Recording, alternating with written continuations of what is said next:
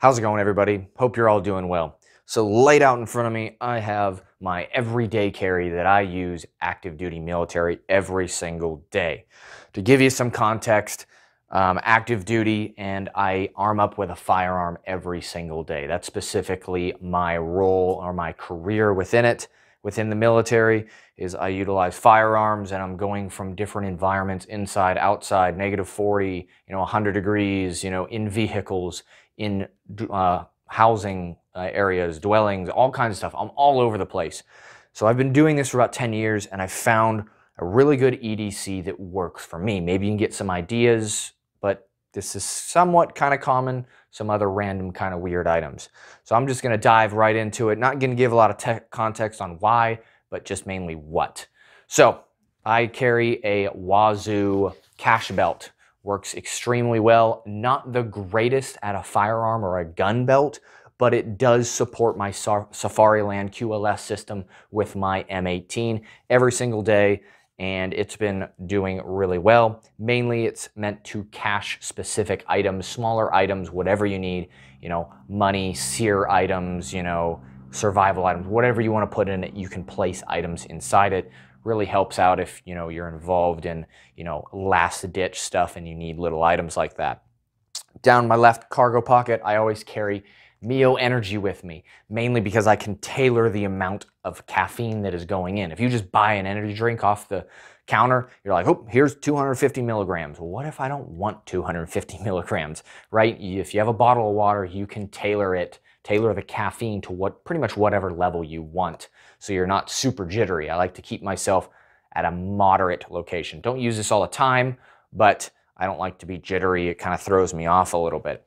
Next, in my left cargo pocket, I carry a mini trauma kit. A friend of mine pretty much came up with this design and I liked it so much, I just started running it. I'll give you some photos and how to build one because these are pretty much just hand built. You throw your own items in there, but I'll list this in the link below. I have a whole video dedicated on it too. This thing has been pretty much everywhere all around the world with me, and it always goes there. Next, I run a Ridge wallet. So I've been running a Ridge wallet for about 5 years now. Not sponsored by them. It just works for me. It works. I have a lot of IDs and stuff like that. And like I said, it just works. Don't have really much to say.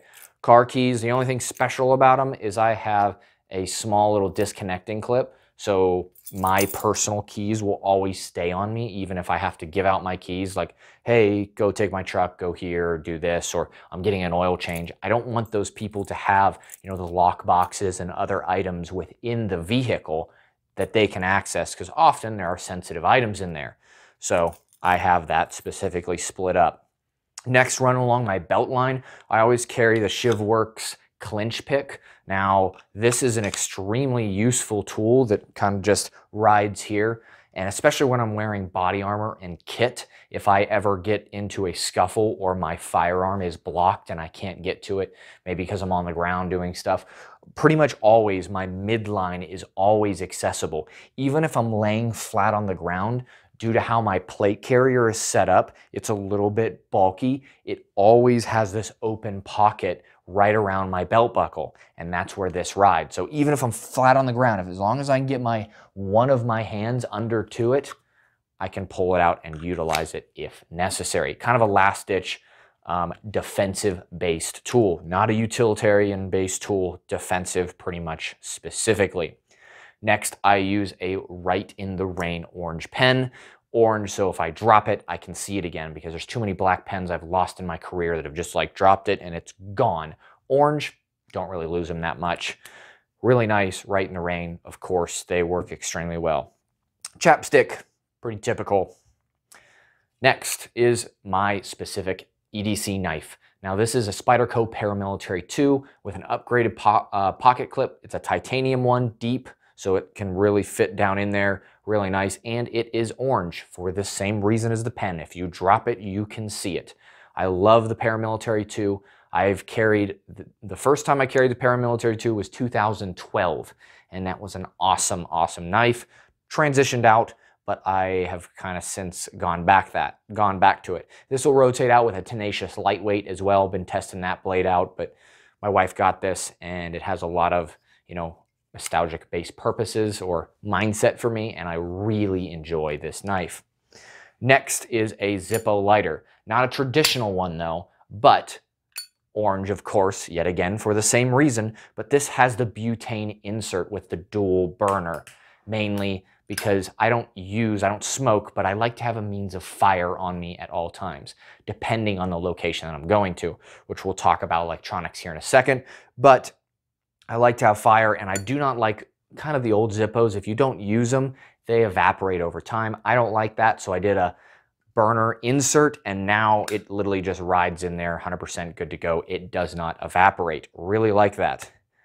Next is a tourniquet. This is a soft T wide. So this is a metal construction, and this always resides down in the ankle pocket of my uniform. Now, I've used this for years and years, and it works extremely well. Of course, when I utilize them, they're a one-time use, you toss them and you get a new one.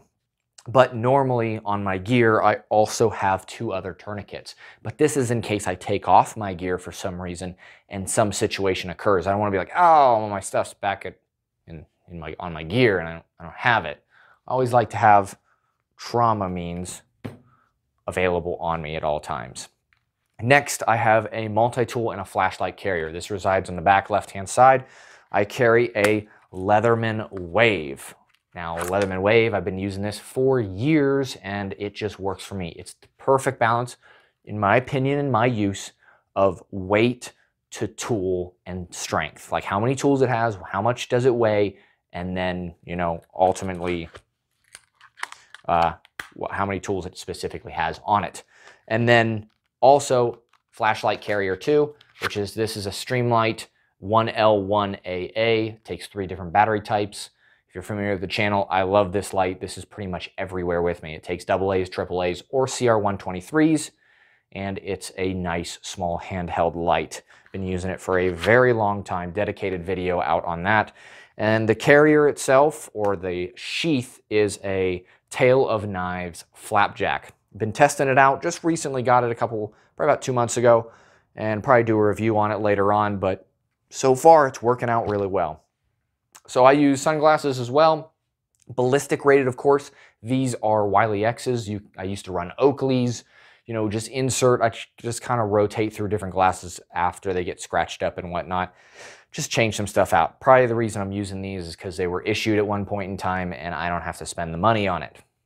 Next, my specific preferred watch is a Garmin Tactics Delta Solar. This thing is awesome. I really, really enjoy this watch. I used to have the Bravo model before this, but this thing is just cruising through and does everything and more than I need it to. Extremely capable watch, battery life, all that kind of stuff. I'm gonna have a dedicated review on this here coming up. I've been using it for several months now. I think about seven or 8 months now. I can't remember. And we're going to do a dedicated review. But on the certain times that I can't take specific electronic devices, I will use an older analog kind of style watch. This is a Timex Ironman Triathlon. So if I go into a sensitive area, they're like, hey, you can't have Bluetooth-based devices, you know, that kind of stuff. Cool, I'll set this off to the side for that day, and I will utilize something like this. So as long as I have a timekeeping device, because time is very important, specifically in my everyday job. I need to make time schedules, and if I don't have my watch, and if I can't have my watch, that means I can't have my phone either. Lastly, I carry pig gloves on me. These are pretty much utility gloves in a way to me, tactical gloves. I just use them to protect my hands in all kinds of different environments. Like if people want to get froggy with me and, you know, I got to put people in cuffs or other stuff like that, or it's slightly cold outside, or I'm maneuvering items around, or I don't want my hands to get messed up, I just normally run with these. They're always in the right cargo pocket. So here are all the items that I carry on me. Now for the folks that want to know for clothing wise, I'm going to dive into that because I have specific kind of clothing items that I gravitate towards. Over the last 10 years, I've figured out what works extremely well for me. Mainly Darn Tough socks. I love Darn Tough socks. These socks literally right here are about a decade old and lifetime warranty. I'm going to have a dedicated video on these, or I already have one of the two. It's already came out or it hasn't. these socks work extremely well. These are pretty much the only socks that I will use in my boots, 100%. Next, I pretty much went to all wool-based items. Now, merino wool-based items. So, this is a sheep's run merino wool top in the proper coyote brown color. They have short sleeve, which I often utilize. They have long sleeve, which is really nice as well. And I love merino wool because it, one, keeps you warm, wicks moisture away from you at the same time, but also is a nice feel. It'll keep you warm and it'll keep you cool. It kind of does both. It's really crazy. They're a little fragile, I would say. They kind of abrase, at least these. The Darn Tough socks, you can beat the crap out of them. They'll keep going. These ones abrase a little quickly-ish, but I still haven't had any issues. Even my underwear is merino wool-based underwear. These things are awesome too. Like I said, all the same properties as merino wool-based aspect. They're antimicrobial. They don't smell over time, like even like, 6 hours in after you're really pushing yourself and doing stuff, you're kind of like, that's a little rough. It doesn't retain that, and it's antimicrobial, so you don't got all those, germs and stuff building up on there. Uniform-wise is pretty typical. Nothing new, proper-based stuff. I'm not going to show that because everybody's pretty much familiar with it. And then if it's cold out, I'll wear my waffle top. Now, this is pretty much goes everywhere with me. I have several of these. Works extremely well. Just for you, folks out there, military guys or whatnot, wanting to know what I run, merino wool. Of course, the waffle top isn't, but everything else is merino-based wool. And once you transition to that, it's a little expensive, worth your time, worth your money. Pretty much all that stuff has a lifetime warranty. Something happens to it, you send it back, and hey, it messed up. They give you a new pair. So, other than that, I literally went over everything that pretty much I wear and I have in my pockets. If you see me out and about and I have the time, literally ask me, hey, what do you have this stuff in your pockets? Yep, I absolutely do. This stuff's in there. You can ask me like, hey, do you have your pen on you? Yep, here it is. So, other than that, if you guys want to donate to Patreon, kind of get an exclusive look. If you want to become a Patreon, you get exclusive things, deals I'll set up on there. I like to comment and talk to my Patreons a lot more. They get behind the scenes kind of aspects of a lot of stuff, and it's kind of beneficial for them. I try to do my best over there to give them exclusive content.